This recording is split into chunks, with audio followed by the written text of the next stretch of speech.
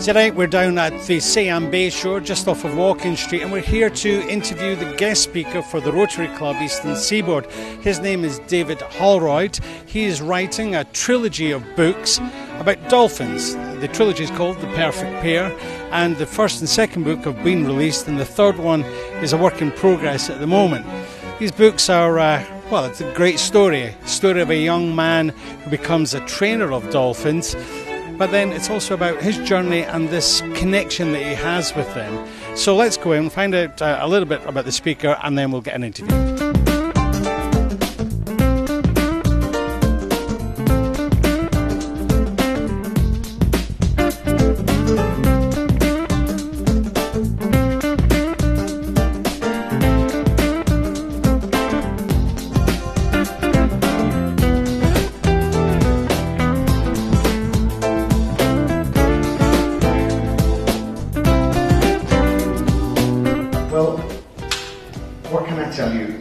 The Perfect Pair Dolphin Trilogy.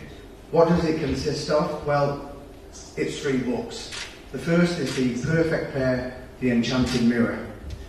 The second, actually I should say the award-winning first book, The Perfect Pair, The Enchanted Mirror, because it's now picked up 3 awards. The second, which I think is better, it's certainly a little bit more grittier, is The Perfect Pair, The Mirror Cracks. And it really does literally crack in the second book. And the third book, of course, is Work in Progress, The Perfect Pair, Shards from the Mirror. Now, a perfect pair is incredibly rare in the dolphin world. When the catchers in the States go out looking for dolphins to bring in, they're looking for 2 dolphins that move as one. In other words, they shadow. The timing must be perfect. And of course, very, very hard to find. It's almost mythical in the dolphin world, the perfect pair. And yet, this young boy was very lucky to find his first dolphins and the perfect pair. Now, they were well known for completing a series of tricks, which was known as the shadow ballet.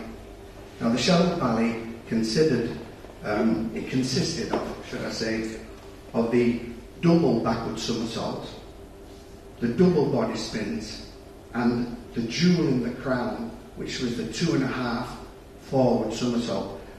These were tricks that had never been seen at that time, and they were particularly unique because it was called the shadow ballet. Shadow meaning shadow movement.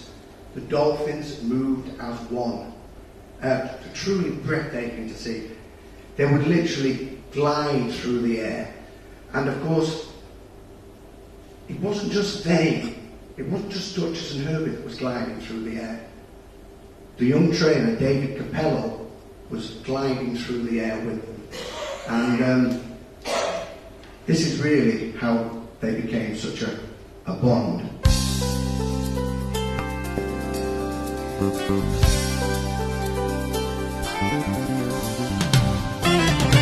Well, a great speaker here tonight at the Rotary Club at the Seaboard, and he's joining me now. His name is David Holroyd. David, great talk tonight, very interesting, and I have to say I've got the first book on loan from Rodney Charman.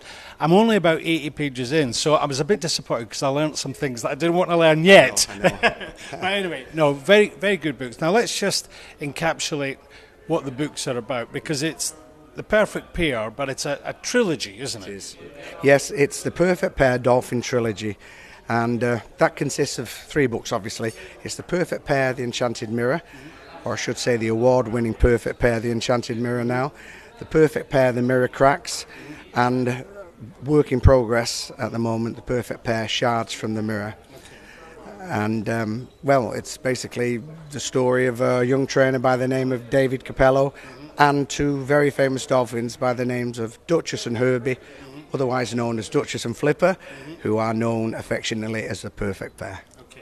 So it's basically this young man's journey through his life and how he becomes, through circumstances, how he becomes, or how he attains this wonderful connection with these dolphins, and then it goes on with other dolphins later on.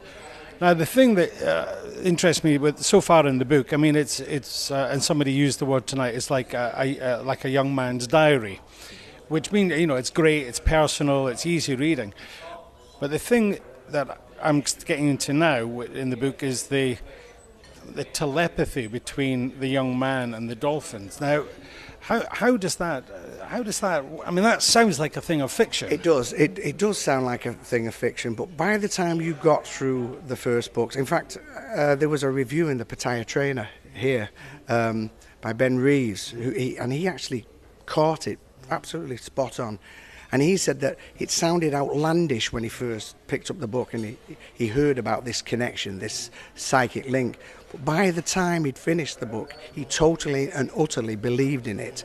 And really, that's the point of the story. It is the backbone of the book, this psychic link that Capello has with his perfect pair, with his dolphins. And well, it's an enchanting story, and in a sense, it's almost a love story, isn't it? I mean, yes. not in the traditional way. No, you're quite right. It is. William Roach, aka Ken Barlow of Coronation Street, actually describes this as a love story. He's been actually one of our greatest supporters, but he's always said this is a love story. This is a real love story, and it is. It is. Yeah. Okay. So the story continues through this young man's journey with these dolphins and then with other dolphins. Now, you mentioned tonight about one of the dolphins, and these dolphins are, I mean, this is sort of based on real stories, isn't it? Well, this actual entire book is based on original flipper dolphin logbooks that were long since thought destroyed. And they've surfaced, and it's the full diary of this trainer and, of course, the flipper dolphin. Now, one of the dolphins is a blind dolphin, right? Yeah, one of the other, Capello trained a number of dolphins. The most famous, of course, the perfect pair, Duchess and Flipper, or Duchess and Herbie, as his pet name was. But he also trained two other quite well-known dolphins that actually became a top team in the UK that went by the name of Baby Di and Scouse. Now, you may think, well, you know, he's trained another great pair, he's a good trainer, so he's bound to train good dolphins. But there was one difference here, that Scouse was blind. And this training method that Capello used, and he was a troubled trainer, because Capello actually had 3 nervous breakdowns by the time he was 21. Goodness. Yeah, by the time he was 21. It took its toll. This mental training took its toll. But Scouse became one of the top dolphins. The problem is that nobody else could work Scouse. And nobody else could really work any of his dolphins. They showed a fierce loyalty, which didn't make him too popular with the conglomerates that owned the dolphins, because it now meant that there was a teenage boy, started at 17, and by the time he was 19, he had hundreds of thousands of pounds worth of dolphins in the palm of his hand. He was running the show. He was basically running the show. Now, the thing is, there's another side to this, obviously, isn't there? Because these dolphinariums, or as Rick O'Barry called them, abusement parks. Yes. Because we see dolphins and we think they're smiling and they're beautiful creatures, but the reality is that, how do I put it? What you said they to me before. They are martyred by their smile. Well, they are. That's exactly what they are. Yeah. And you know, you said to me before off camera about, you know, when we were kids, we used to go to the zoo and you would see lions and tigers, and you don't see that anymore because it's bad. Yeah. But for dolphins, for some reason, people still think it's acceptable to have these shows. And the reality is, to get the dolphins to be trained, there is there's an element of abuse, and of course, anybody that has no voice, there is an element of abuse. I mean, whether it be care homes or whatever, there is always this element of abuse. The one thing about dolphinariums and that house not just dolphins but killer whales is that it ends up housing deeply scarred psychological beings, and this includes not just the dolphins and the killer whales, but the trainers that train them. And it really is, they get trapped. They literally are trapped in this concrete ocean where the trainer lives, eats, drinks, sleeps dolphin. And really where the, shall we say, the corporates absolutely milk it by taking as much money as they can. And believe me, it's about money. The dolphinariums is all about money. Don't let them tell you anything else. Well, let's put that into figures. What kind of price is a dolphin sold for before, this is an untrained dolphin, before it goes into the training process, which would then generate millions? Well, I think you'll probably be very surprised at this, but an untrained dolphin will fetch as much as 130,000 English pounds. It's incredible. You're talking huge amounts of money. And most of these dolphins are taken from a killing cove just off the coast of Japan called Taji. And it really is a shame. It's a shame of a nation. But the crazy thing is we have many Japanese activists, that contact me and want to know about stuff. And the truth is most Japanese people don't know about what goes on at Taji. It's kept very, very quiet. And no wonder, because Taji is now becoming a mafia town. Big money is being made. But it's a hot potato, isn't it? Obviously, because where there's money to be made, then people aren't going to rock the boat. That's right. And it's estimated that there's something like, on an annual basis, something like 20,000, is it 20,000 dolphins? In Taji alone, 20,000 dolphins will be slaughtered. That doesn't mean that they'll go to dolphinariums. They will choose the pretty dolphins. They'll choose the 2.5, 3.5-year-olds, no scars, the pretty dolphins, and they'll take them away, or they will, shall we say, they'll pen them, and then every other dolphin that's left within that cove will be butchered. And it's horrific the way they do it, so I'm not even going to go there. But the world needs to know what's going on in that cove in Japan. Well, okay, so you're now talking about educating people. Now, people, when they read the books, they will be educated of this young man's journey and the connection that he had with the dolphins. But the other side of it is that they need to understand that actually what that young man did, in a sense, he perpetuated the whole system. Of course he did. Unknowingly. Well, as most kids, even now, will go to a dolphinarium and they'll ask the kid, what would you want to be? And say, I would love to be a dolphin trainer. Because let's face it, everybody loves a dolphin.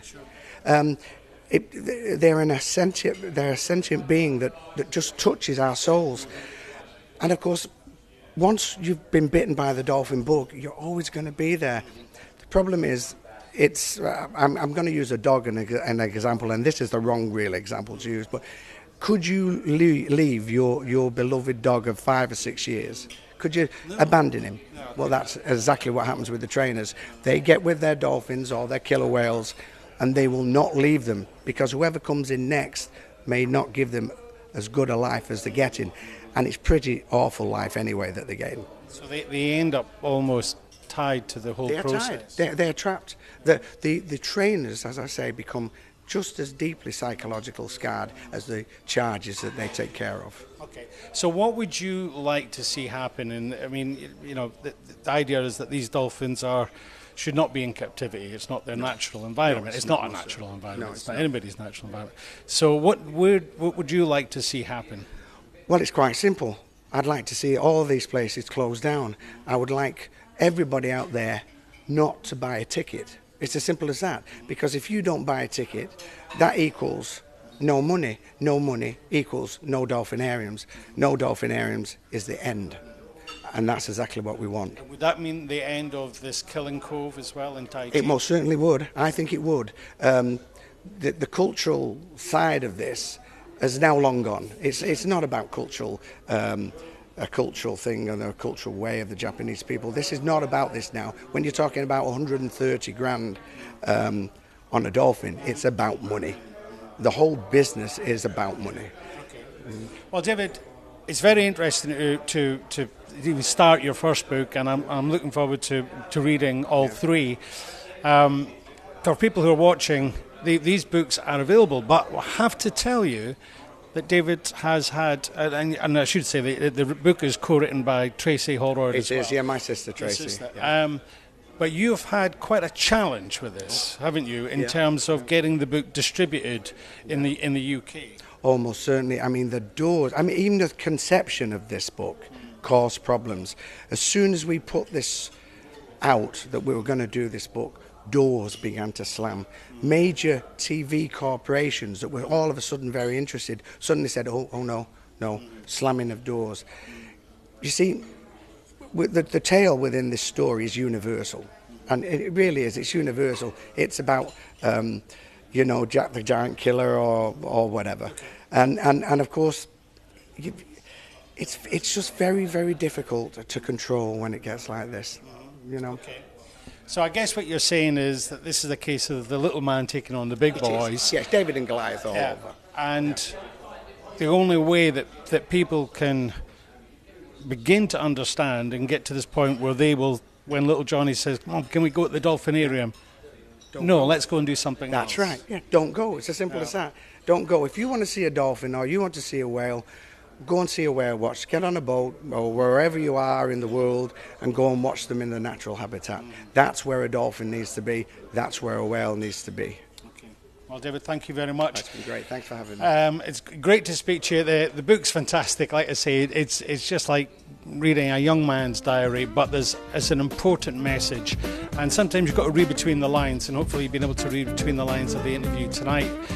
I'm looking forward to coming back to the Rotary Club again in the next few months for other guest speakers. I have to say they're a very active club, always got great people, and it's great to be associated with them. This is Paul for PMTV. Thanks for watching. Bye-bye.